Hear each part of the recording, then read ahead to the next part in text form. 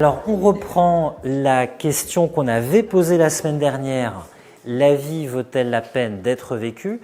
Comme je l'avais dit, c'est difficile de faire un cours sur le sens de la vie sans quand même aborder cette question, même si j'ai bien noté que certains n'étaient pas, comment dirais-je, convaincus par la pertinence de la formulation même de la question, puisque je vous rappelle qu'évidemment, elle a certains biais. Un, l'idée qu'on peut juger de la valeur d'une vie, et notamment de la nôtre, et puis deux, l'idée que pour juger de la valeur d'une vie, il faut adopter un biais qui est un biais un peu négatif, qui est la question de la douleur, de la peine, de la souffrance, puisqu'évidemment, si la vie vaut la peine d'être vécue, c'est qu'il faut l'aborder à partir du sens qu'on donne à la souffrance. Oui, alors ce qui est vrai, c'est que la question suppose, un, que la vie puisse être prise comme objet d'un jugement de valeur, qu'on puisse porter un jugement sur elle, estimer sa valeur, en juger, et donc d'une certaine façon que la vie est une valeur relative, puisqu'on peut, comment dirais-je, la valider plus ou moins, la valider ou ne pas la valider, considérer qu'elle vaut la peine ou qu'elle ne vaut pas la peine. Et c'est la critique de Nietzsche qu'on avait vue à la fin du dernier cours. Nietzsche qui dit, mais comment dirais-je, l'idée de juger de la valeur de la vie est fausse. Enfin, c'est une erreur. C'est une erreur, pourquoi? Alors je vous rappelle brièvement pourquoi. Selon lui, d'abord parce que nous sommes à la fois juges et partis, puisque nous sommes vivants. Donc juger de la valeur de la vie supposerait une impartialité qu'on n'a pas, puisqu'on est à la fois vivant, et pour juger de la vie, il faudrait être extérieur à la vie, la regarder de l'extérieur, pouvoir en juger de façon impartiale, ça n'est pas possible, du moins pas pour un vivant. Si jamais on devait porter un jugement sur la vie, c'est un peu une abstraction, c'est-à-dire il faudrait prendre toutes les vies, faire un peu la somme de toutes les vies, ce serait une vision comptable un peu de l'existence, il y aurait le plus et le moins, le positif, le négatif, on ferait une sorte de somme et puis on verrait ce qui l'emporte, est-ce que c'est plutôt le positif ou le négatif. Donc cette vision comptable de la vie, elle réduit la vie, c'est une réduction de sens qui est quand même pas pertinente du point de vue de Nietzsche. Et puis aussi, on arriverait à une sorte de généralité qui n'a pas de sens. La vie, c'est toujours une vie vécue, c'est la nôtre. C'est pas la vie en général. Et puis, d'une certaine façon, c'est confondre le fait que la vie, c'est un principe, c'est le principe de toutes les valeurs. À chaque fois qu'on donne une valeur à quelque chose pour nous, c'est parce que nous sommes vivants. Donc c'est la vie en nous qui fait que nous pouvons donner de la valeur à certaines choses. Donc la vie elle-même n'est pas une valeur, Nietzsche dit c'est la valeur de toutes les valeurs, c'est le principe de toutes les valeurs. Donc on ne peut pas prendre la vie comme un objet de jugement et comment dirais-je, en faire un jugement de valeur justement. C'est le principe de ce qui nous anime et qui fait que nous allons donner de la valeur à telle ou telle chose. Et d'ailleurs, je vous avais dit que la pensée de Nietzsche, c'est de considérer qu'on doit juger les philosophies, les pensées, les religions, les comportements, les cultures, d'après la façon dont elles augmentent la vie en nous ou la façon dont elles la diminuent. C'est-à-dire que lui considère que si on doit prendre un principe de jugement pour discerner ce qui est dans l'existence, doit nous guider, c'est justement la force de vie, la vitalité qui doit être le critère de notre jugement. Donc ce n'est pas la vie qu'on doit juger, mais c'est à partir de la vie qu'on doit juger de ce qui est pertinent pour nous. Et donc toutes les choses qui pour Nietzsche, tous les types d'éducation, de culture, de spiritualité, de manière d'être, de comportement, tout ce qui renforce la vie, tout ce qui l'amène à être plus grande, plus belle, plus ambitieuse, plus élevée, ça c'est positif, puisque ça va dans le sens de l'accomplissement de la vie, puis toutes les choses qui étouffent la vie, qui l'inhibent, qui la censurent, qui l'empêchent, qui restreignent ses forces de vie, qui la rendraient étriquée, ce sont des pensées, des spiritualités, des types de comportements qui, sont invalidés du fait que c'est un petit peu une contradiction. On est vivant et puis on choisit des choses qui nous rendent moins vivants. C'est ça les arguments de Nietzsche. Je comprends exactement, je comprends ce que tu veux me dire. Cette question, elle a des biais qui posent problème, et c'est pour ça que j'avais terminé sur la critique de Nietzsche. Et on va continuer avec la pensée de Nietzsche justement pour penser l'autre aspect de la question qu'on n'a pas encore pensé, parce que pour l'instant, on a réfléchi à la façon dont on peut juger sa vie. Je ne sais pas si vous vous en souvenez. Après, on a évidemment, dans la suite du cours, on a remis en question cette idée, et pour toutes les raisons que je viens d'énoncer, je les ai résumées là. J'ai cité Nietzsche, qui lui considère que ce jugement sur la valeur de la vie n'a pas lieu d'être. Mais il y a quand même des façons de juger sa vie. Et d'ailleurs, je vous avais donné des devoirs à faire. Alors normalement, je dois commencer à ramasser les devoirs. Et je vous avais demandé s'il n'y a pas d'autres façons de juger de la vie. Je vous rappelle les 3 grandes façons qu'on a identifiées pour juger. Oui, mais vous me regardez comme ça veut dire que vous n'avez pas fait vos devoirs. Donc vous avez, vous savez, comme les mauvais élèves, vous avez le temps là tout de suite, là, pendant que le prof est en train de parler de bûcher, voilà. Donc je vous rappelle qu'on a identifié, il y a les antisèches qui sont là, je vous rappelle qu'on a identifié 3 grandes façons de juger de la vie. Première façon de juger de la vie, je ne dis pas qu'il faut la valider, mais je dis qu'elle existe, c'est le bien et le mal. Est-ce qu'une vie a été bonne dans le chemin du bien ou mauvaise? Est-ce qu'elle a été juste ou injuste? Est-ce qu'elle a été honnête ou malhonnête? Ça, c'est la première façon de juger de la valeur d'une vie, jugement moral. Deuxième jugement, c'est un jugement d'utilité. Est-ce que ma vie a été bonne à quelque chose? Est-ce qu'elle a servi mes proches, les gens que j'aime? Est-ce qu'elle a même des anonymes que j'ai pu aider? Ça peut être même par un regard, un geste de compassion. Ça peut être les personnes qui ont un métier d'aide, de secours. Et puis ça peut être des personnes qui ont un sentiment d'avoir fait quelque chose d'utile à la société, la culture, la vie sociale, leurs amis. Enfin, bref, que l'idée que ce que nous avons fait dans notre vie n'a pas été fait en pure perte, ça n'a pas été vain, ça a servi à quelque chose. Ça, c'est le jugement d'utilité. Puis le troisième jugement, qui est un peu qui est un peu ambigu, c'est le jugement à la fois esthétique. Est-ce que j'ai une belle vie? Est-ce que j'ai rencontré de belles personnes? Est-ce que j'ai vécu de beaux moments? Est-ce que je me suis laissé pénétrer par la beauté du monde? Est-ce que je l'ai ressenti? Est-ce que j'ai pu en éprouver du plaisir? Est-ce que j'ai contribué peut-être à la beauté du monde, à le rendre plus beau par mon comportement, mes gestes, mes actions, les choses que j'ai faites? Mais aussi, est-ce que j'ai une belle vie? Est-ce que j'ai une vie accomplie? Faite de plénitude, c'est-à-dire une vie qui n'a pas été marquée uniquement par des sentiments de frustration, de colère, de ressentiment, de manque, de jalousie, d'envie, de toutes les émotions négatives à la fois qui nous rendent souvent en mauvaise santé, qui nous anémient un peu sur le plan psychique et puis qui nourrissent une rancœur personnelle, etc., qui est le contraire de l'accomplissement. Donc ça, c'est les 3 grandes façons qu'on avait identifiées. Et vous deviez faire pour aujourd'hui, c'était le devoir, réfléchir à la question de savoir s'il y avait d'autres façons de juger de la vie. Parce que même si, Annabelle le rappelle, c'est vrai, c'est un vrai problème que de juger de la valeur de la vie. On l'a vu, Nietzsche n'est pas d'accord, il considère que c'est l'inverse qu'il faut faire. C'est partir de la vie en nous et voir et juger de ce qui la rend plus belle, plus grande, et aller dans ce sens-là, ou bien discerner ce qui la rend plus petite, plus étriquée, plus mesquine, et justement ne pas aller dans ce sens-là. Nietzsche demande d'inverser, si vous voulez, cette perspective. Non pas de juger de la valeur de la vie, mais de partir de la vie pour juger de ce qui est bon pour nous et de ce qui est bon pour la vie, en fait. Mais avant d'en revenir à Nietzsche, parce qu'il va nous aider à penser la souffrance, est-ce que vous avez eu des idées sur d'autres façons de juger de la vie, peut-être, qui seraient différentes? Alors ça, c'est vraiment le deuxième point que je vais aborder, parce que c'est tout à fait un paradoxe, qui est que, effectivement, est-ce que le bonheur, c'est l'absence de souffrance? Alors, c'est une définition fondamentale du bonheur, mais je ne veux pas trop anticiper, parce qu'on va y venir à ce deuxième point, qui est le deuxième point de la question, qui est que faire de la peine? Que faire de la souffrance? Et est-ce qu'elle a un sens? Ou bien est-ce qu'elle prive de sens la vie? Est-ce que c'est un contre-argument? Ou bien pas du tout, justement? Ben, je vais dire pas du tout, justement. Donc je ne veux pas trop anticiper, mais ça va faire écho. Alors je vous donne 2 autres façons de juger de la valeur de l'existence, si tant est, je le répète, qu'on veuille en juger, parce que on peut très bien considérer qu'il n'est pas pertinent de juger de la valeur d'une vie, que 1, on ne le peut pas parce qu'on en est incapable, parce qu'on n'a pas l'impartialité nécessaire, 2, parce que la vie, elle ne se juge pas d'une certaine façon, ça n'est pas un objet sur lequel on peut se prononcer. Mais si tant est qu'on veuille évaluer la valeur d'une vie, peut-être la nôtre, et essayer de voir en quoi elle répond à certains critères de validation ou d'invalidation, de positif ou de négatif, voilà. On pourrait peut-être ajouter 2 autres types de jugements, je les expose et puis après vous me dites ce que vous en pensez, si vous les trouvez pertinents ou pas, ces 2 autres types de jugements. Il y a un jugement qui est la vérité.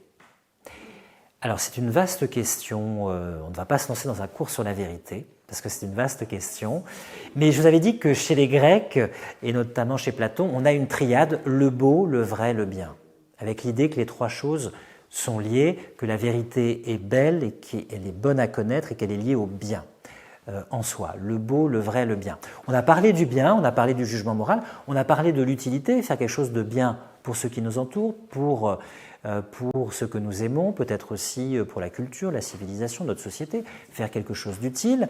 On a parlé du beau, avoir une belle vie, connaître la beauté, s'accomplir. On n'a pas parlé du vrai. Alors je propose, vous allez me dire, après je les expose, si vous trouvez ça pertinent, peut-être une vie vécue, je ne dis pas dans la vérité, parce que là c'est très difficile, parce que la vérité c'est très vaste, c'est très problématique, parce que de quelle vérité parle-t-on? Si on parle de la vérité des sciences, et qu'on prend comme, je dirais, référence les sciences mathématisées contemporaines, la physique, la chimie, la biologie, telles que nous les connaissons, d'abord elles se sont construites à travers le temps, elles évoluent, elles sont faites d'hypothèses, de théories, de remises en question. Certes, on arrive à énoncer des lois qui sont des lois mathématiques, qui permettent effectivement de trouver des relations invariantes entre des phénomènes, qui permettent de nous guider dans la façon de prédire les événements physiques, puis de comprendre le fonctionnement biologique du corps, etc. Mais ça voudrait dire que tous ceux qui n'ont pas connu, toutes celles et tous ceux qui n'ont pas connu ça dans l'histoire humaine, dans toutes les sociétés qui n'ont pas connu ces sciences, finalement n'ont pas vécu dans la vérité. Alors ça poserait un vrai problème. Outre le fait, effectivement, Anne-Marie, tu le dis très bien, que finalement ces sciences, elles sont en évolution et elles sont toujours en reconfiguration. Et puis les sciences, on l'a dit, elles nous parlent du comment les choses fonctionnent, comment fonctionne un corps, comment se produisent les phénomènes. Elles ne nous donnent jamais la réponse au pourquoi, c'est-à-dire au sens de l'existence. Elles nous parlent du comment, mais elles ne donnent pas la réponse au but, à la finalité, à la raison d'être des choses. Ça ne veut pas dire qu'elles soient totalement étrangères à cette question. Vous avez des scientifiques modernes qui vous disent que mathématiquement, étant donné l'équilibre des grandes constantes de l'univers, l'ajustement est tellement fin pour permettre l'équilibre et le développement de notre univers que l'idée que ça ait pu exister de façon aléatoire est fausse. Il y a forcément eu une intention créatrice qui a calibré ces constantes fondamentales pour qu'elles aient cet équilibre et qu'elles puissent se développer, etc. Ça, c'est la fameuse expression anglo-saxonne, le fine tuning, l'ajustement fin. C'est-à-dire que c'est vrai que si on change, un chiffre, 6 ou 8 ou 10 chiffres derrière la virgule de certaines constantes de l'univers, on se rend compte qu'il n'y aurait pas pu avoir cet équilibre. On se dit, mais finalement, la probabilité qu'il y ait eu cet équilibre est tellement mince qu'on doit dire qu'il y a une écrasante probabilité qu'il y ait une intention créatrice. Bon alors, ça ne veut pas dire que la science est étrangère à la question de la réflexion spirituelle, mais ça veut dire qu'elle donne des indices, elle ne donne pas la réponse qui va être plutôt donnée par les spiritualités, les religions, l'expérience de vie personnelle, l'intuition, le cœur, des expériences peut-être mystiques, etc. Donc déjà, la vérité de la science, c'est plutôt du domaine du comment que du domaine du pourquoi. Et puis surtout, quand je dis la vérité, c'est peut-être la vérité sur nous-mêmes. Je ne sais pas si vous êtes d'accord. Peut-être avoir vécu... Alors, ce n'est pas du tout un critère nietzschéen, parce que Nietzsche, je ne dis pas qu'il balaye la vérité d'un revers de la main, mais ce n'est pas le principal pour lui. Ce n'est pas une valeur absolue. Pourquoi est-ce que ce n'est pas une valeur absolue pour lui? Parce que la valeur absolue pour lui, c'est la vie. Et que... Finalement, la recherche de la vérité, si elle a un sens, nous dit Nietzsche, c'est parce qu'elle procure du plaisir et un supplément de vie à ceux qui la recherchent. Chez les grands scientifiques, chez les grandes chercheuses, les grands chercheurs, ça a un sens de chercher la vérité, non pas pour la vérité qu'ils cherchent, parce que souvent ils ne la trouvent pas, ou ils trouvent une vérité qui est très partielle et puis qui va être remise en question dans l'histoire des sciences, mais ils prennent du plaisir à chercher la vérité. C'est déjà un plaisir qui leur donne de la vie, de la motivation, qui leur donne de l'allant et qui donne un sens à leur existence. Mais Nietzsche dit la vérité en tant que telle, c'est pas une valeur absolue. Pourquoi? Parce que quand on regarde le monde animal, ils utilisent le camouflage, ils utilisent le faux-semblant, la tromperie, le mensonge pour la prédation, pour se cacher, simplement pour survivre. Et donc la valeur absolue de la vie nous conduit parfois à choisir le faux semblant, la tromperie, le masque, ne serait-ce que dans un domaine social. Parfois pour survivre, il ne faut pas être dans la pure vérité ou dans la pure sincérité. Donc ce n'est pas du tout un critère nietzschéen, mais je vous le propose quand même. Je ne sais pas si vous en serez d'accord.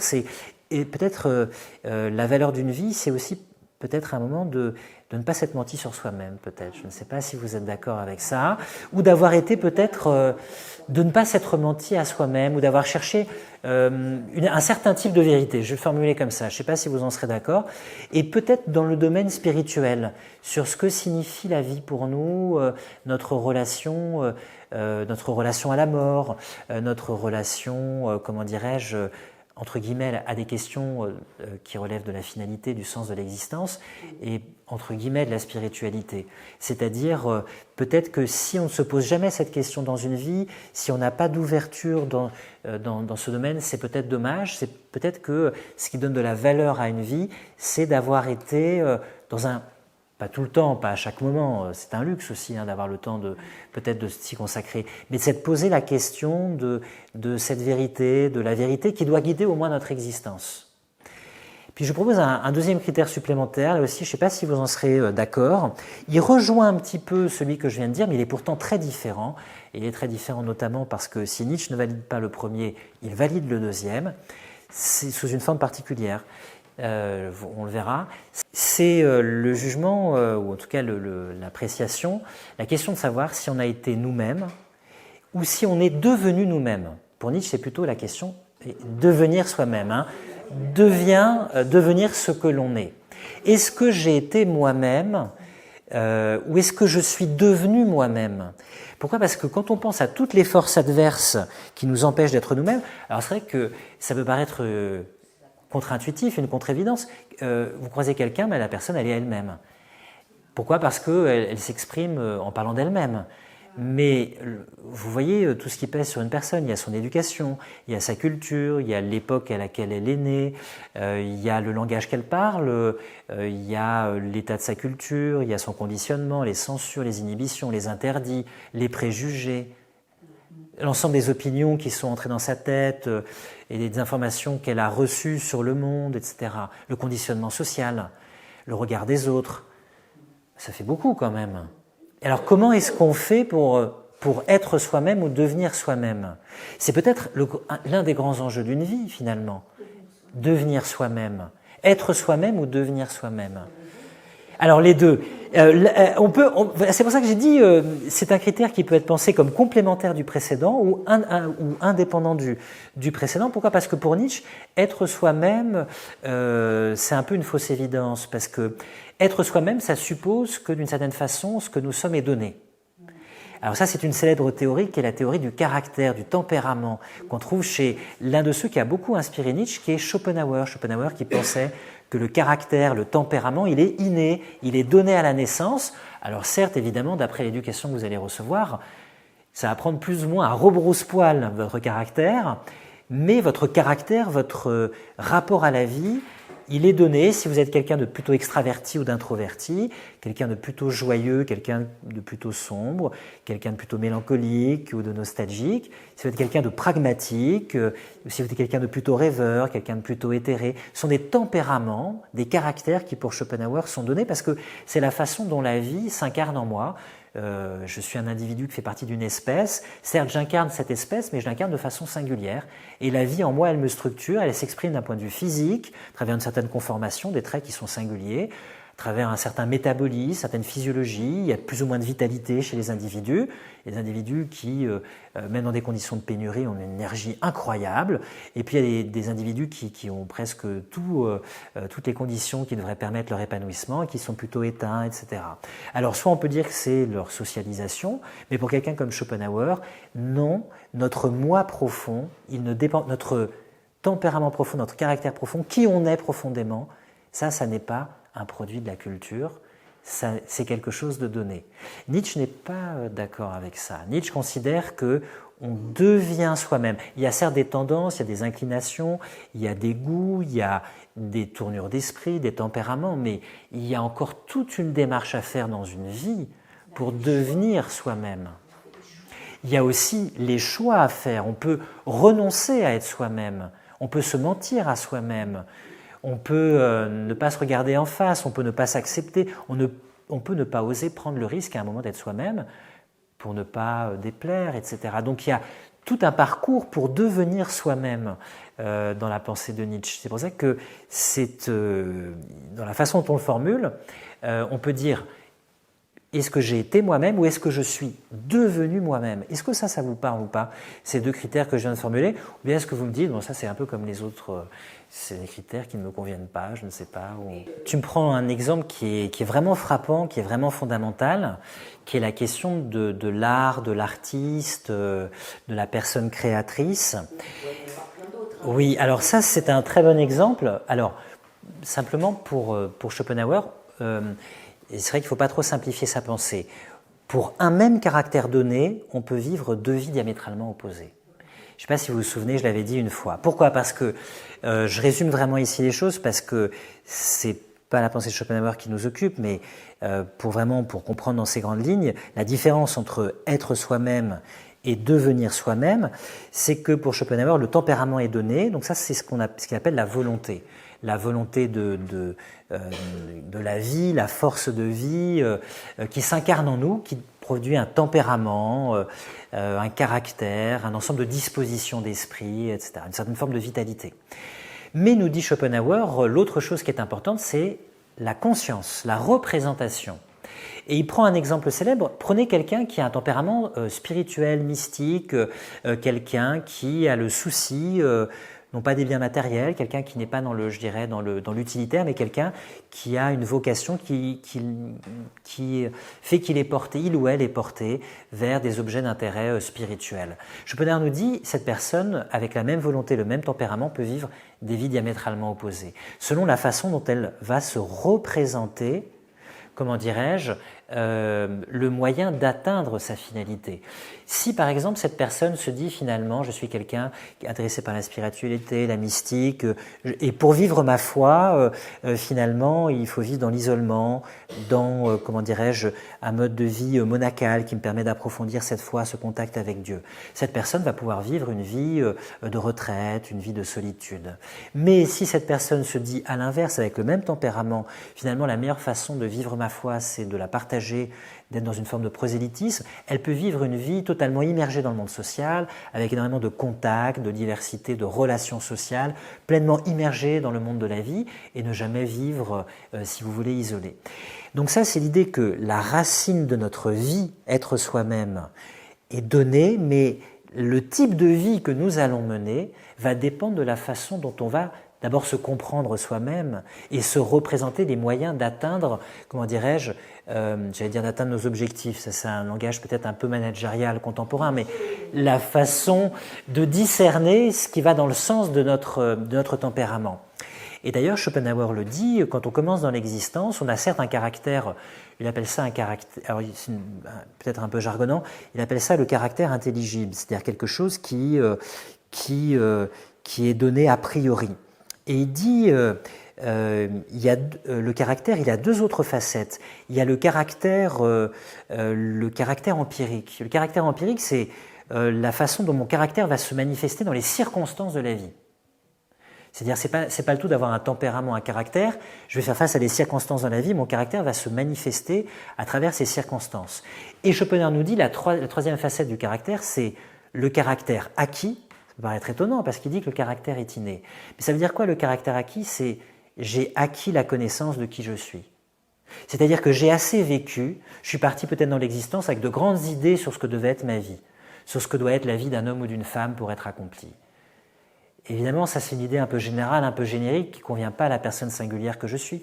Peu à peu, Schopenhauer nous dit, je vais apprendre, les points sur lesquels je me suis menti, sur lesquels j'ai fait des erreurs, parce que je peux faire une activité professionnelle qui ne me correspond pas, et puis à un moment, je sais pas, je tombe malade, je suis insatisfait, je vis un peu à contre-courant de la personne que je suis, et à un moment, je ne peux plus me mentir, je dis, non, ça ne me correspond pas, c'est pas ça, en fait, c'est pas ça.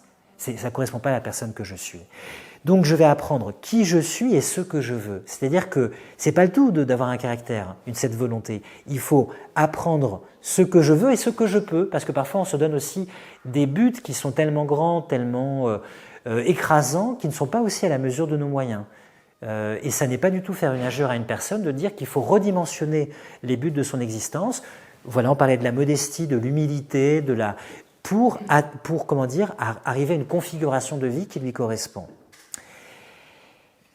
Mais, donc ça c'est la pensée de Schopenhauer. Vous voyez que c'est pas, comment dirais-je, monolithique. Il dit que le caractère est inné, mais qu'on apprend à se connaître au cours d'une vie et qu'on apprend à la fois ce qu'on veut profondément. Parfois il faut se prendre des murs, je ne sais pas si vous êtes d'accord. Il faut se prendre des murs, ce qu'on veut et ce qu'on peut.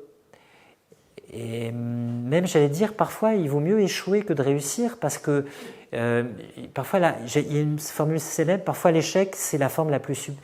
La réussite, c'est la forme la plus subtile de l'échec. C'est-à-dire qu'il y a des personnes qui peuvent, pendant toute leur vie, je dis pourquoi, réussir à faire des choses où ils n'ont jamais fait un truc personnel, ils l'ont fait un peu par devoir, et puis les choses leur réussissent, et puis une fois qu'ils ont acquis un statut, c'est dur de l'abandonner quand c'est rémunérateur, etc., pour changer de vie alors que ça ne nous plaît pas. On est un peu coincé, on est un peu piégé. Donc parfois la réussite c'est la forme la plus subtile de l'échec, parce que c'est dur après de s'avouer non ça ne me correspond pas et de lâcher la chose.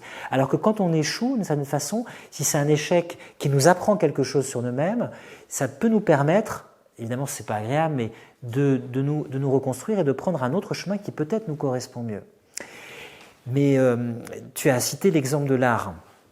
Pour montrer le désaccord au sujet entre être soi-même et devenir soi-même, il y a une question qui a beaucoup agité le XVIIIe et le XIXe siècle, qui maintenant s'est un peu perdue parce que d'abord l'art, je ne sais pas si vous serez d'accord avec moi, n'est plus au centre des débats, et puis l'art contemporain tel qu'il est pratiqué, il est intéressant, mais il ne met plus au centre la beauté. Et l'une des questions, c'était qu'est-ce que le génie ? C'est quoi être génial ? Qu'est-ce que le génie ? Et il y a une thèse célèbre qui est posée par Kant à la fin du XVIIIe, qui est le génie, c'est naturel. Alors c'est tout à fait paradoxal parce qu'il dit que l'art, ça s'apprend, c'est un savoir-faire, c'est une maîtrise technique, il faut quand même apprendre à sculpter, il faut quand même apprendre à composer de la musique, il faut quand même faire ses gammes, etc. Il y a un savoir-faire, une maîtrise technique, mais il y a un moment où la simple maîtrise technique, le simple savoir-faire ne suffit plus. Et Kant dit à ce moment-là, c'est le talent, c'est le génie qui donne ses règles à l'art. C'est-à-dire que les beaux-arts, c'est pas comme un travail de chantier, comme un autre travail de technique, comme la mécanique. Dans la mécanique, Kant dit, la technique, elle a des règles parce qu'on sait qu'une action, elle doit être efficace, et si elle ne respecte pas certaines règles, la machine ne va pas être bien construite, vous allez faire un bâtiment, il va s'effondrer. Dans l'art, on peut poser un peu n'importe quelle règle. On peut faire, d'ailleurs on le voit, on peut même ne pas suivre, on peut faire n'importe quoi. Donc d'où viennent les règles, nous dit Kant, puisque dans les constructions techniques, les règles elles viennent de l'exigence d'efficacité pratique et puis de solidité de construction, de viabilité. Alors que dans l'art, finalement, il n'y a pas ça, on est un petit peu suspendu au-dessus du vide. Eh bien Kant dit finalement ce qui a donné ces règles à l'art, ce sont des génies. Ce sont des personnes qui ont inventé une forme d'art originale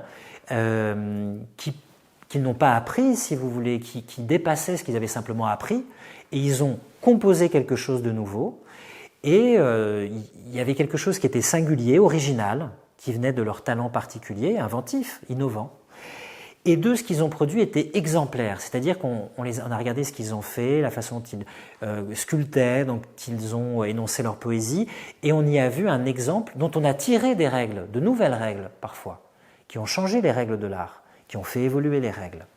Pas simplement de façon mentale, mais parce qu'on a vu que ça produisait de belles œuvres. Puis un troisième critère, c'est que le génie, il est inexplicable. Il y a quelque chose d'inexplicable dans le génie, à un moment, dans l'imagination, la sensibilité d'une personne, il y a quelque chose qui lui fait trouver des traits de génie, dans la composition musicale, les romans, la peinture, etc. Alors Nietzsche n'est pas du tout d'accord. Nietzsche n'est pas du tout d'accord parce qu'il dit... on trouve ça dans Humain trop humain, je crois que c'est dans le livre 1, chapitre 4, paragraphe 162. Vous irez voir si je me suis... et voilà, je crois que c'est dans cette section-là. Il n'est pas d'accord. Pourquoi? Parce qu'il dit la chose suivante. Il dit il n'y a pas de différence entre le génie dans l'art et le génie dans le domaine mécanique, ou le génie dans le domaine tactique et militaire.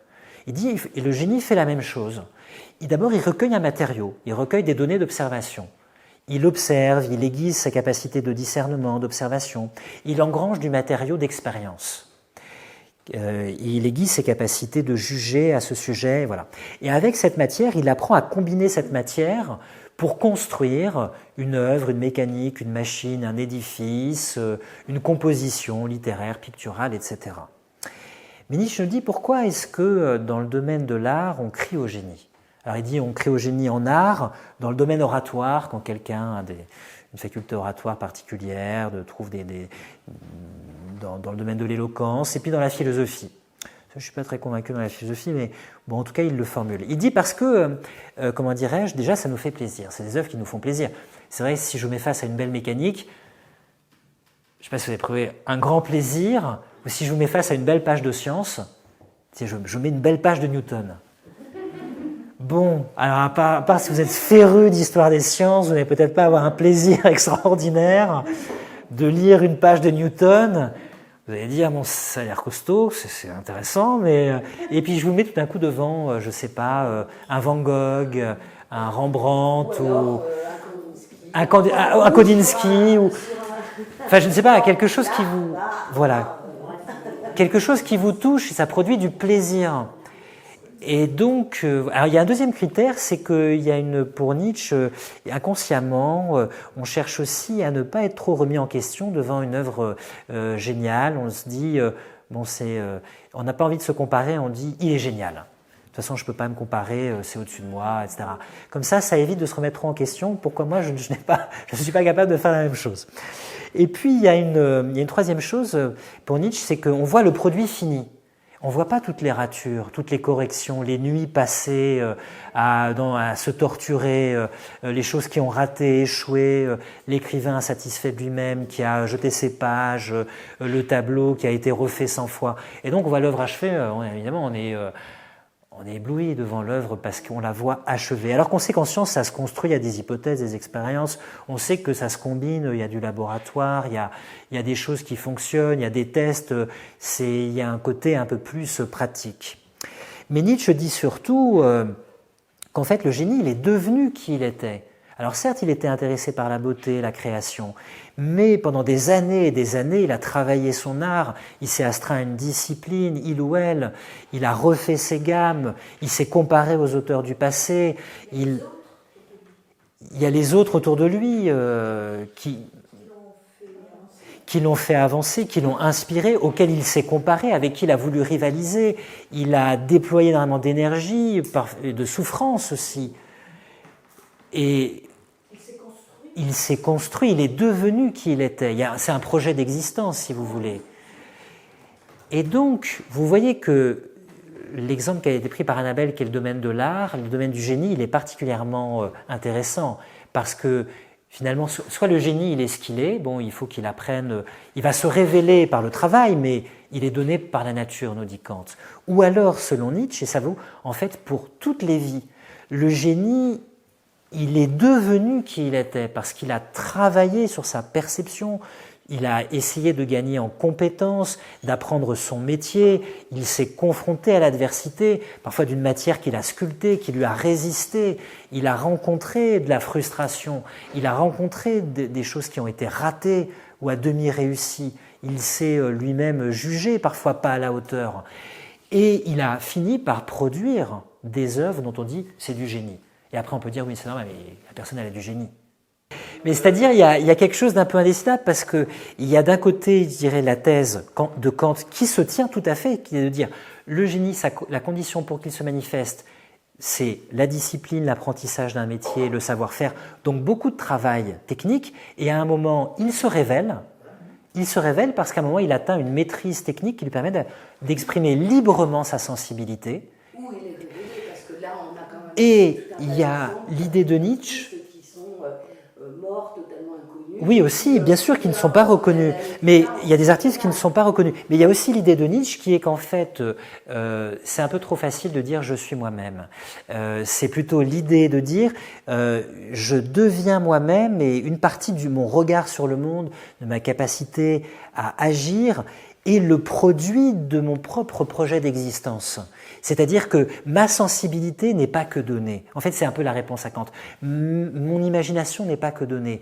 C'est moi-même qui a été en partie le créateur de la personne que je suis. Mais en fait, ce que Nietzsche dit sur le génie en art, il l'applique à la vie en général parce que la vie est création.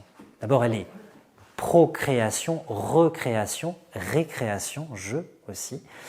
Et ce qu'il dit de l'artiste, à savoir, il n'est pas que donné, il sait lui-même à un moment produit, c'est-à-dire il est sa propre œuvre, d'une certaine façon, en partie. Il le dit pour que chacun, chacune, je pense de ses lecteurs, de ses lectrices, puisse se dire de quelle façon moi est-ce que je peux, comment dirais-je, dans mon projet d'existence, contribuer à me créer moi-même, à me développer moi-même, à m'épanouir moi-même, ce qui signifie que je peux, entre guillemets, être à la fois la créature et le créateur. Ça, c'est ce qu'il dit à un moment, je crois qu'il dit ça dans Par-delà le bien et mal, dans le paragraphe 225. Il dit, en fait, il dit, je ne suis pas sûr, il faudrait vérifier, mais c'est le paragraphe où justement il dit, ça nous permet d'enchaîner sur le deuxième point, il y a des personnes qui veulent supprimer la souffrance et qui pensent que l'être humain est fait pour le bonheur au sens du confort, pas souffrir. Et lui, il dit, il prend justement, il a l'art un petit peu, si vous voulez, en tête, et il dit, il pense sans doute au fait que toute grande œuvre suppose une part d'accouchement, de souffrance, d'enfantement, de difficulté. Et il dit finalement, le problème, comment dirais-je, c'est de savoir pourquoi on souffre, et de savoir comment...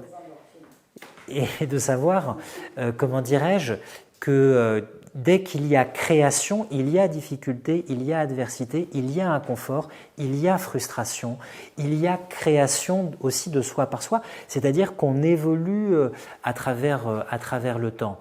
Donc c'est vraiment, je pense, le thème du génie, un exemple un peu emblématique qui lui permet de penser la vie humaine. De quelle façon est-ce que nous voulons être partie prenante de la personne que nous sommes? C'est-à-dire qu'on pourrait se dire, je suis qui je suis, je fais avec. Et Nietzsche dit, c'est un peu trop facile, c'est un peu baisser les bras face à l'adversité de l'existence. Qui veux-je être? Qui je suis au plus profond de moi? Et cette personne, pour être totalement elle-même, pour s'aboutir, pour s'accomplir, pour se parachever, elle doit vouloir qui elle est et comment dirais-je, en partie se créer. Vous voyez, c'est là qu'est le débat, si vous voulez, avec ses prédécesseurs, notamment avec Schopenhauer, qui l'a beaucoup inspiré. Mais pour Schopenhauer, le tempérament, le caractère est donné, si vous voulez. Pour Nietzsche, ça n'est pas, comment dirais-je, ça n'est pas la même perspective, ça n'est pas la même démarche. Oui, tout à fait. Alors Oui, la vie, c'est peut-être douter et c'est ne pas être dans la certitude. D'ailleurs, je crois qu'il y a une phrase de Nietzsche qui est les convictions sont plus dangereuses que les doutes. Mais, comment dirais-je, je disais, il y a deux façons de voir la chose. Soit on est soi-même, c'est donné. Et puis on va se découvrir, pas se découvrir, etc. Soit on devient soi-même et on peut être partie prenante du processus. Ça ne veut pas dire qu'il y a une vérité, mais ça veut dire qu'il y a un chemin dont on est aussi le créateur. Ça veut dire qu'on n'est pas simplement, on ne fait pas que subir l'existence. On participe aussi à devenir soi-même. Mais alors attention, moi je vous ai proposé ces deux critères supplémentaires à titre de réflexion. Je vous ai dit, cette question de la vérité, finalement, une vie, elle vaut aussi quand on s'est posé la question du sens de notre vie, de la vérité qui doit la guider ou pas, s'est posé des questions d'ordre spirituel sur le sens, ça donne de la valeur à une vie, peut-être. Et puis un autre critère, c'est-à-dire une vie qui n'a pas été que dans l'utilitaire, le pratique, la production, le rendement. Et un autre critère qui est le critère de la singularité de l'existence. C'est-à-dire que on est tous dans une société, je l'ai dit, où il y a du conditionnement, des normes, des us et coutumes, une éducation, des préjugés, des opinions. Et pourtant, nous savons que nous sommes singuliers. Alors qu'est-ce qu'on fait de cette singularité? Soit on la traite comme quelque chose qui doit être dissipé, ça ce sont, comment dirais-je, beaucoup d'approches orientales, notamment à travers le bouddhisme. C'est pas le moi qui est, ou la conscience singulière qui est à valoriser, c'est plutôt le fait, comment dirais-je, de trouver à l'intérieur de soi, dans son intériorité, sa participation à, comment dirais-je, à l'ordre du monde et j'allais dire de s'anéantir, de s'absorber dans sa participation à l'existence en général. Et d'une certaine façon, dès que j'affirme mon être individuel et mon individualité comme étant un principe, je me trompe sur la vie. En fait, je suis une partie, un aspect d'un tout qui me dépasse. Et comment dirais-je, le chemin de l'existence n'est pas dans l'individualité. Mais vous aviez aussi une autre façon d'envisager l'existence, qui est plutôt la façon de Nietzsche, qui est la question de la singularité. J'ai une conscience individuelle, alors je peux ne pas la valoriser et aller plutôt dans le sens d'une méditation orientale, au sens de me dire finalement, ce qui compte, ça n'est pas ma conscience individuelle, mais c'est ma participation à quelque chose qui me dépasse. Ou vous pouvez aller dans le sens de cette singularité. Qui suis-je? Qu'est-ce que j'aime profondément? Qu'est-ce qui m'attire profondément? Qu'est-ce qui me fait vibrer profondément? Qu'est-ce qui résonne en moi? Qu'est-ce qui fait que je pourrais, je vais quand même pas dire faire de ma vie une œuvre d'art, mais ce serait une métaphore un peu facile, mais faire de ma vie un chemin, je ne veux pas dire non plus solitaire ou individualiste, ou égoïste, c'est pas ça, parce qu'on peut avoir une famille, vivre de façon très collective, mais à un moment, comment dirais-je, avoir son propre regard, sa propre manière de ressentir les choses, voilà, remettre en question et spirituel son chemin, et se poser la question de sa propre singularité. Et c'est donc la question être soi-même ou devenir soi-même. Et Nietzsche y raisonne dans cette idée-là. Alors certes, il prend comme métaphore l'art, l'œuvre d'art, l'artiste, la singularité d'une œuvre qui est produite, et c'est une métaphore, alors on lui donne plus ou moins de valeur, mais c'est un guide pour peut-être penser la vie en se disant finalement une vie réussie, c'est une vie aussi dont on a été la partie prenante pour créer la personne que nous sommes. Bergson il disait la création de soi par soi, c'est-à-dire contribuer à devenir qui l'on est profondément, qui on souhaite être. Ça vaut dans n'importe quel métier. Dans n'importe quel métier, on veut acquérir des compétences et on apprend à se connaître et à être de plus en plus soi-même au sein du métier qu'on exerce. Ça vaut même dans un domaine extrêmement pratique et ça vaut même dans le domaine relationnel. Peut-être, on dit souvent que le temps qui passe, l'âge avançant, on est affranchi de certaines choses, de certaines contraintes, on s'autorise parfois plus de liberté pour être qui on est parce qu'on est un peu déchargé peut-être d'un ensemble de normes qu'on s'était fixées au début. C'est en tout cas ce qu'on peut souhaiter comme forme de sagesse pour, je dirais, être de plus en plus soi-même. Donc c'est une façon de voir les choses. C'est un critère, moi je vous le propose, c'est une façon de voir. Il y a une célèbre formule d'Oscar Wilde qui disait « J'ai mis tout mon talent dans mes œuvres, j'ai gardé mon génie pour ma vie ». Donc vous voyez, c'est-à-dire que c'est qu'est-ce qu'on fait de notre singularité? Ou bien est-ce qu'on cherche à s'effacer? Il y a aussi des sociétés où les individus s'effacent. Ils ne doivent pas, je dirais, il n'y a pas une tête qui doit dépasser. C'est une autre façon de voir. C'est une autre façon de voir. Et là, on est dans l'utilité sociale, le fonctionnement, le collectif. Donc, c'est un critère qui peut-être ne pas être valorisé. C'est pour ça que je parlais de certaines façons de voir qui sont effectivement souvent un peu plus du domaine des spiritualités orientales ou des philosophies orientales. Alors, on va passer quand même au deuxième point. Et oui, nous n'avons traité que le premier point. Je suis désolé. Non mais rassurez-vous, ça va être beaucoup plus léger, on va parler de la souffrance.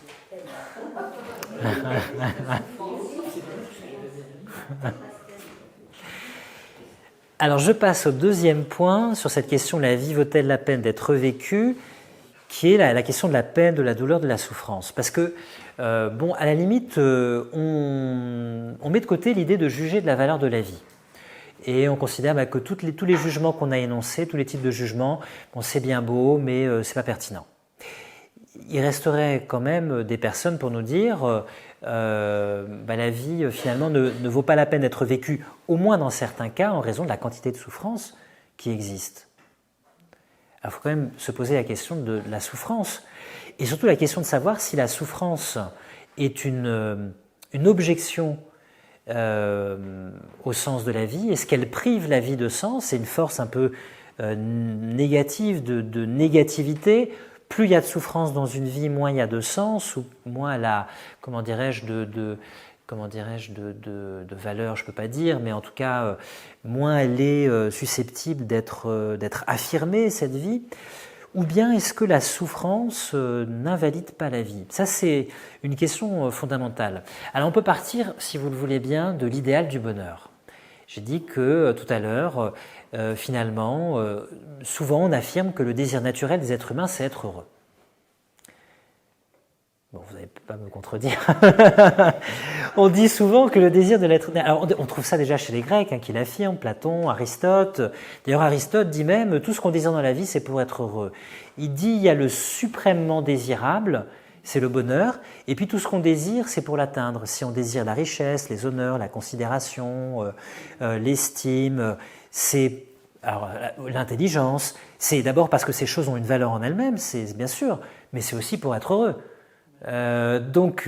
Alors que quand on désire le bonheur, on ne le désire pas pour autre chose que lui-même. On désire être heureux pour être heureux. Si vous faites un micro-trottoir que... Alors, alors je vous pose une question, faites un micro-trottoir et demandez aux personnes pourquoi elles veulent être heureuses. La réponse est pour être heureux. Ça veut dire quoi? Ça veut dire qu'il existe, comment dirais-je, des désirs relatifs et puis des désirs absolus. C'est-à-dire des choses qui sont désirées à la fois pour elles-mêmes et pour autre chose, et une chose qui est désirée pour elle-même et non pas pour autre chose, qui est le bonheur. Si on désire être heureux, c'est pour être heureux. Alors que si on désire être intelligent, beau, riche, en bonne santé, avoir des relations sociales, de l'estime, de la considération, du confort de vie, c'est... Ah, très bien, la question c'est qu'est-ce que le bonheur? Parce que, voilà, une fois qu'on a dit, tout à fait, bien sûr. Alors, mais si vous êtes d'accord que on part, c'est le début, bien sûr, que le bonheur, c'est le désir naturel de l'être humain. En tout cas, on peut partir de cette hypothèse. L'une des versions du bonheur, et Annabelle, tu vas me dire notamment si tu es d'accord, l'une des versions du bonheur, c'est l'absence de souffrance. L'absence de souffrance physique, que en grec, on appelle l'aponie. Alors, c'est pas la Laponie, c'est le L apostrophe A-P-O-N-I-E. Ponos, c'est la souffrance, la douleur, et le A, c'est le A privatif. Aponie, c'est la souffrance du corps. Et c'est aussi l'absence de souffrance psychique. C'est vrai que c'est difficile de dire que quelqu'un est très heureux et en très grande souffrance psychique. C'est-à-dire, il y a un paradoxe. Et on appelle ça l'ataraxie. A-T-A-R-A-X-I-E.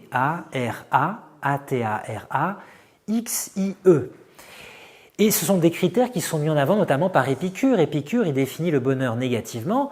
Le bonheur, c'est l'absence de souffrance physique et morale, psychique, affective, relationnelle, si vous voulez. Attention, le bonheur n'est pas le plaisir, c'est pas la même chose, parce que parfois, pour éprouver, même souvent, pour éprouver du plaisir, il faut en passer par de la douleur, par de la souffrance. Ataraxie, c'est bon pour A-T-A-R-A-X-I-E. Ataraxie. Le bonheur, attention, c'est pas le plaisir, parce que on l'avait vu dans des cours précédents. Pour atteindre le plaisir, souvent, il faut en passer par l'inconfort du désir. Plus on désire quelque chose, évidemment, le désir, c'est un peu inconfortable, parce que plus on désire quelque chose qu'on n'a pas, plus on est dans la frustration, l'attente, l'inquiétude de savoir si on va obtenir cette chose, etc. Donc les désirs n'est pas forcément confortable, c'est une sorte d'inconfort, c'est un peu l'aiguillon du désir qui nous fait avancer et qui nous fait nous mouvoir vers la chose qu'on désire, qui ne tombe pas souvent toute cuite entre les mains. Donc c'est souvent cet inconfort, cette douleur, ce manque qui fait que quand on obtient l'objet de notre désir, on éprouve beaucoup de plaisir. Donc paradoxalement, souvent le plaisir, il est d'abord précédé de la douleur ou de l'inconfort, de l'incommodité, et même il est à la mesure de l'inconfort qu'on a éprouvé. Plus on a attendu quelque chose, plus on a désiré, plus on l'a voulu, plus on l'a attendu, plus on est content quand on l'obtient, bien sûr. Alors que... Quelquefois, c'est l'attente qui est plus intéressante que... Ah oui, alors c'est vrai, Yannick, vous avez raison. Alors, c'est quoi l'expression, la meilleure partie de l'amour, c'est dans l'escalier, c'est quoi? C'est quand on monte l'escalier? C'est ça, voilà. D'accord, effectivement. C'est vrai, quand on monte l'escalier, ah oui, quand on monte, dis pas quand on descend l'escalier, quand on revient. Mais il y a cette idée, alors c'est vrai, vous avez raison, il y a un texte célèbre de Rousseau à ce sujet, qui se trouve dans son roman La Nouvelle Héloïse, Julie ou La Nouvelle Héloïse. C'est, je crois, dans la 4e partie, la lettre 8, c'est la lettre de Madame de Volmar, qui est Julie, qui s'est mariée, qui est devenue Madame de Volmar à Saint-Preux, et elle dit... Malheur à qui n'a plus rien à désirer. Il perd pour ainsi dire tout ce qu'il possède. C'est bizarre, parce que vous allez me dire, mais quand on désire une chose, c'est qu'on ne l'a pas, donc on ne la possède pas. Ben non, justement. Pourquoi est-ce qu'elle dit ça? Malheur à qui n'a plus rien à désirer, il perd pour ainsi dire tout ce qu'il possède. On est heureux qu'avant d'être heureux. Hein.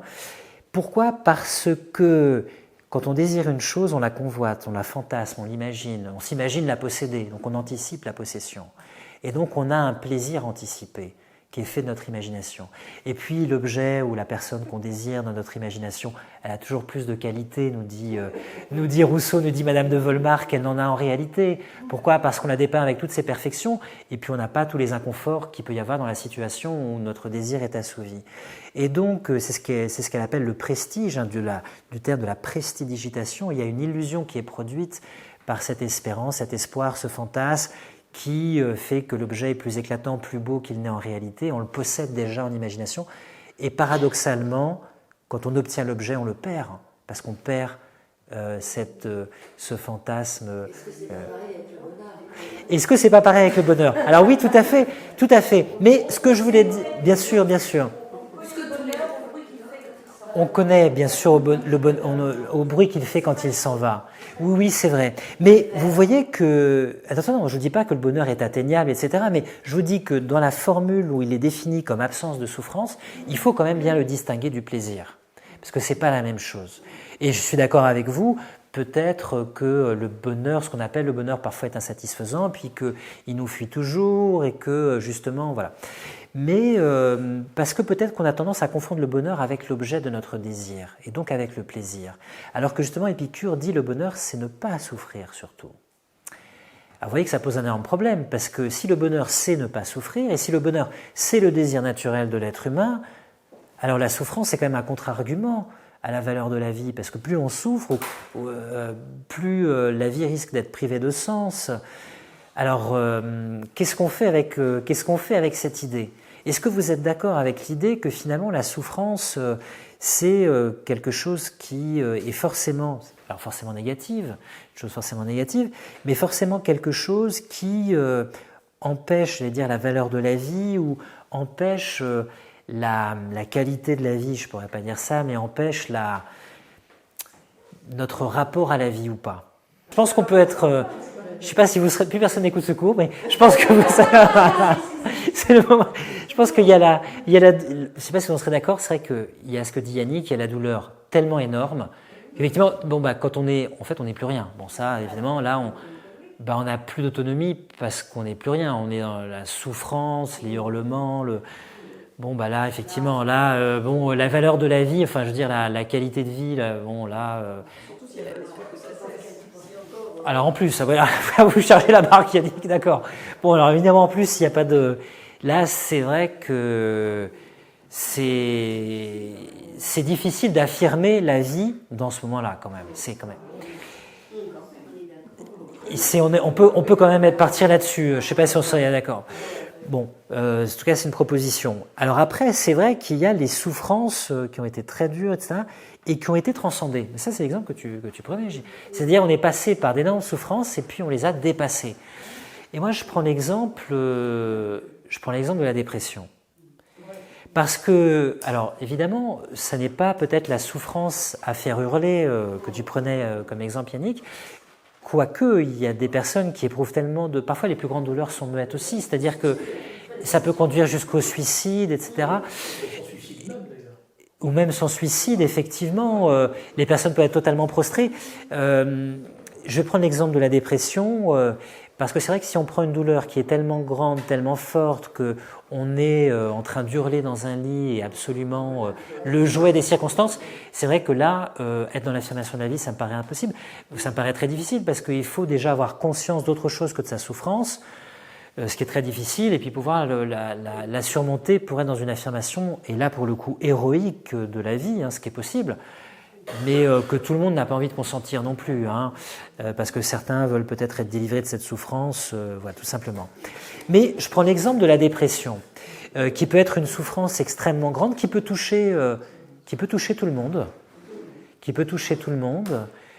parfois on ne la voit pas arriver, où justement on ne veut pas la voir arriver, on a un déni, il y a des signes, on les évite, on a une part de responsabilité parfois, sans doute, mais parfois aussi on traîne avec soi un passé qui est très lourd, des traumatismes qui reviennent, et puis des blessures qui n'ont pas été comblées, on a des échecs successifs, et puis on finit dans l'impasse, et puis là à ce moment-là on s'effondre.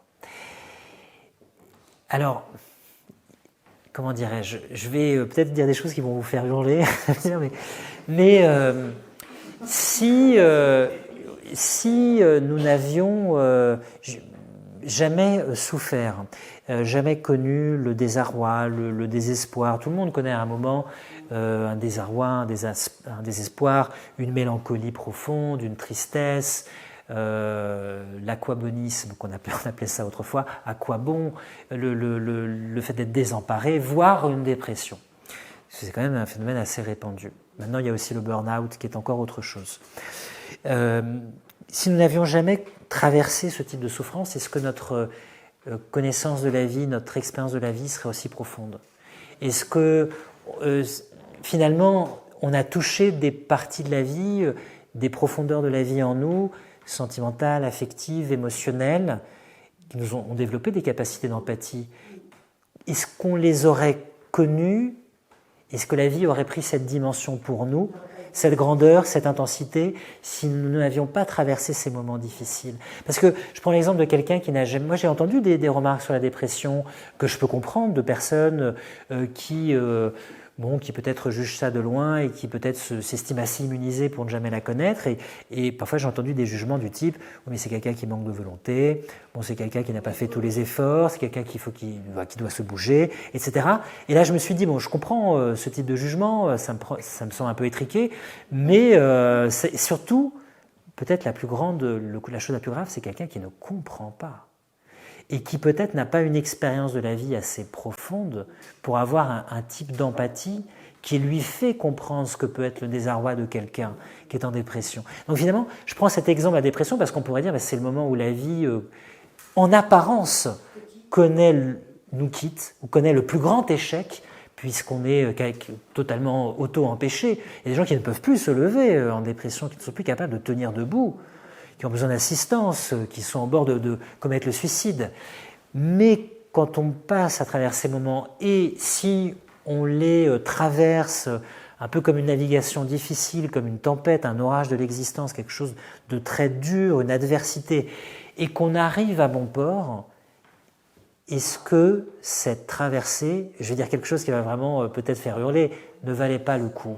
Parce que d'une certaine façon, peut-être que si on a connu la dépression, ou si on a connu des moments de grande tristesse, de grand chagrin d'amour, de grands moments de détresse, ce sont des moments qui d'abord ont permis d'agrandir la vie en nous, notre capacité d'empathie, de ressentir, de compréhension de ce que peut être une existence, qui ouvrent d'autres perspectives peut-être, et qui peut-être font qu'à un moment on est face à, à des limites, et qui font qu'on peut se réinventer, se changer, prendre un autre chemin après, qu'on n'aurait peut-être jamais pris, peut-être qu'on aurait eu une vie un peu, je vais prendre des mots un peu étriqués, un peu mesquines, qui aurait vivoté un peu comme ça, qui s'en serait sorti sans tomber dans un moment de grande tristesse, et puis qui serait comme ça, en vivotant, aurait continué à avancer. Mais peut-être qu'à un moment chaviré ou dématé, comme on dit, je prends les métaphores de la navigation, ça oblige tout d'un coup à changer de regard, à changer de démarche. Est-ce que vous êtes d'accord avec ça? Ou bien, oui ou pas? Parce que Eric, pas forcément, mais allez-y. Hein.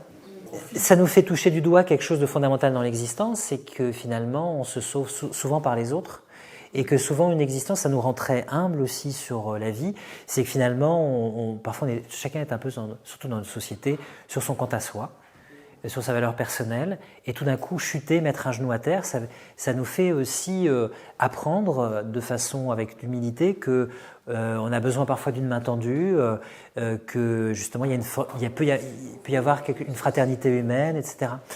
Mais je dis ça pourquoi? Parce que l'idée de Nietzsche, ce qu'il défend, c'est que l'être humain n'est pas fait pour le bonheur. Pour le bonheur entre guillemets. C'est-à-dire pour le bonheur au sens du confort, de l'absence de souffrance, de la commodité, du bonheur épicurien au sens ne pas souffrir. Si c'est ça le but de l'être humain, Nietzsche dit c'est possible, on peut le prendre comme finalité, mais en fait l'être humain n'est pas fait pour ça. Pourquoi? Parce que la vie n'est pas faite pour ça. Alors il le dit notamment dans un passage très célèbre de son livre posthume La volonté de puissance, c'est dans mon souvenir le paragraphe 305. Il dit ça dans La volonté de puissance et il dit finalement nous sommes des êtres vivants. Que veut la vie? Est-ce que la vie veut le bonheur au sens de l'absence de souffrance? Et bien, il dit c'est très simple. Regardons les animaux, regardons les plantes, regardons les arbres. Il prend cet exemple. Que cherchent les arbres dans une forêt vierge quand ils cherchent à pousser et quand ils cherchent le soleil? Est-ce qu'ils font ces efforts pour le bonheur? Il dit non, pour la puissance d'exister. C'est-à-dire que la vie, elle cherche la puissance d'exister. Il prend aussi d'autres exemples, par exemple quand on regarde les animaux qui sont jeunes, il prend l'exemple des animaux justement quand ils sont jeunes, est-ce qu'ils cherchent à conserver leur énergie, bien la gérer, ne pas trop souffrir, etc. Non, ils sont dans l'exubérance de la vie, ils jouent, ils se dépensent, et la vie c'est cette force qui cherche à se dépenser, à se reproduire, à s'épandre, à s'expanser. Et elle ne cherche pas simplement le confort, la commodité, la moindre souffrance, comment dirais-je, une forme de, j'allais dire, de vie gestionnaire. C'est pas ça la vie. Donc la vie en nous, elle cherche autre chose que le bonheur au sens de l'absence de souffrance. Et c'est là que Nietzsche réintroduit le sens de la souffrance. Ça veut dire qu'il dit que dans cet effort de s'accomplir, de pousser, de chercher la lumière, prenez l'exemple des arbres, de l'expansion de la vie, de l'exubérance de la vie, il y a de la douleur, il y a dans la façon de chercher à s'accomplir dans un métier, dans une profession, dans un art, il y a des efforts, il y a de l'adversité, il y a de la résistance, il y a de la frustration, il y a des efforts, il y a donc une part de souffrance, mais créatrice. On ne peut pas créer, la vie elle ne peut pas créer, se recréer sans souffrance. Ça n'est pas possible. Donc soit on est pour une vie qui est dans la création, et même dans le jeu, dans la récréation, dans l'expansion, et dans ce cas-là... Alors, mais oui, mais tout à fait, mais les enfants, oui, c'est vrai, mais les enfants, ils se font mal, ils tombent, ils chutent parce qu'ils jouent dangereusement. Ils aiment la vie, ils sont pas dans la gestion. Soit on est dans une vie où on cherche l'absence de souffrance, le confort, la commodité et la gestion. C'est pas la même chose. C'est pas. Et Nietzsche dit, on est fait pour la joie. C'est pas la même chose que le bonheur. C'est pas la même chose que le bonheur. Et les grandes joies, elles se conquièrent. Et elles se conquièrent aussi par des efforts.